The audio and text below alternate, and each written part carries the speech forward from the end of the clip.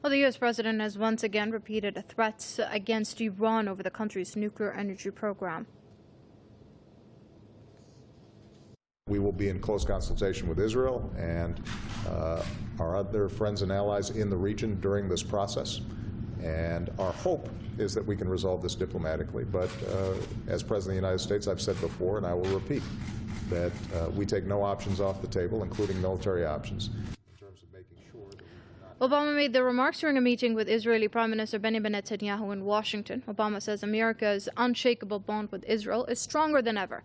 He also reiterated Washington's commitment to Israel's security. For his part, Netanyahu said Israel wants Iran to fully dismantle its nuclear energy program. He added that a credible military threat and sanctions brought Iran to the negotiating table. He called on Obama to tighten economic sanctions against Iran. Joining us from Ohio is Gordon Duff. He's a senior editor of Veterans Today. Many thanks for joining us here on Press TV, Mr. Duff. Now, it seems that the power of Netanyahu and the Zionist lobbies in America is finally showing color. What do you make of it? The story that we're presenting here is one of several hoaxes that have gone through the mainstream news.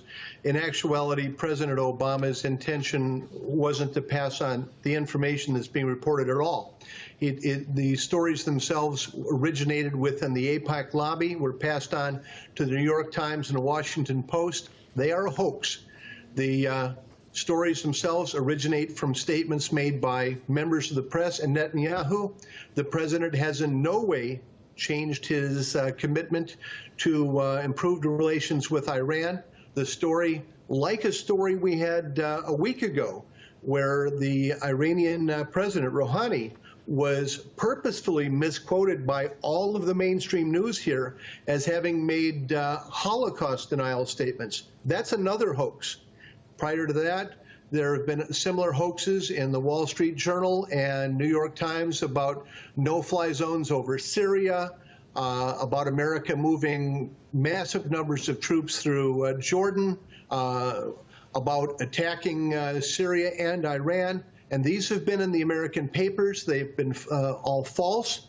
And in many cases, the government has actually ordered them to rescind these from their online publications. There is no story. And this is simply a case of Netanyahu showing up in Washington in time to greet his friends in the GOP and Tea Party and to enjoy his part of shutting down the U.S. government. It's the Israel lobby, to a large extent, that's responsible for this government shutdown. It's not just over Obamacare. This government shutdown is also, to some extent, over Obama's failure to bomb Syria, his failure to follow Israel's line on Iran as well. Okay, that was a senior editor of Veterans Today, Gordon Duff, joining us via Skype from Ohio. Many thanks indeed, Mr. Duff, for your comments here on Press TV.